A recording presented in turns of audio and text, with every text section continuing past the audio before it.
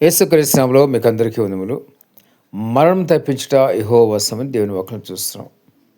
మరణం తప్పించాలంటే మరి దేవుని యొక్క దయ ఉంటేనే మనం మరణం నుంచి తప్పించబడతాం. ఒక మరి తల్లి మరి కొడుకు ఇద్దరు కూడా రిక్షాలో వెళ్తుంటే ఒక బస్సు దగ్గరకంట వచ్చి బ్రేక్ కొట్టాడంట. దానికి కారణం ఏంటంటే ఒక దూత, మరి రిక్షాకి బస్సుకి మధ్య ఒక దూత అడ్డం వచ్చింది. ఆ దూత మరి తల్లి చూడదు కానీ మరి చిన్న పిల్ల కూడా దూతను చూశాడు. చూసి తల్లితో చెప్తున్నాడు, మమ్మీ ఆ యొక్క బస్కి మనకి మధ్య ఆయన అడ్డు లేకపోతే మనం చచ్చిపోయేవాళ్ళం.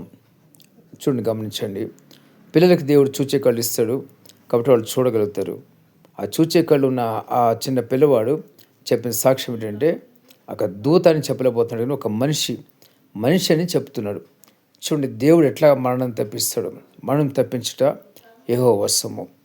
కాబట్టి జ్ఞాపం చేసుకోండి ప్రతి ఒక్కరు కూడా. మరి దేవుని వాక్యంలో ఒక మాట ఉంటుంది, యెహోవా యందు భయభక్తులు గలవారి చుట్టూ ఆయన దూత కావలి వారిని రక్షించును. దేవుడు మరణం తప్పించిన యెహోవా వశం అంటే పుట్టిన మరణం తప్పించిన దేవుడు.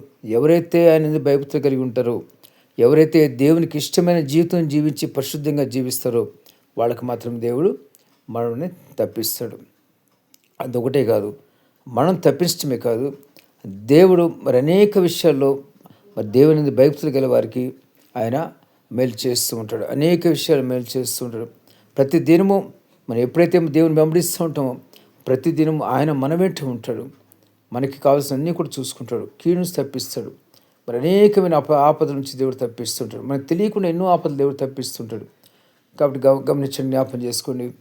మీరు దేవుని భయభక్తులు కలిగి ఉండండి. మీ పాపాలని యేసు రక్తంలో కడుక్కోండి. దేవుడు పరిశుద్ధపరుస్తాడు, పవిత్రపరుస్తాడు. మారు మనసు రక్షణ పొందండి. ఆయన కొరకు మీరు జీవించండి. దేవుడు మీ వెంట ఉంటాడు, మిమ్మల్ని వదిలిపెట్టాడు. పరిశుద్ధంగా పవిత్రంగా జీవిస్తే ఆయన ఎప్పుడు మీ వెంటే ఉంటారు. మీ వెంట ఉండి మీ కాపుదల దయచేయటమే కాకుండా అనేక విషయాలు దేవుడు మీకు సహాయపడుతూ ఉంటారు.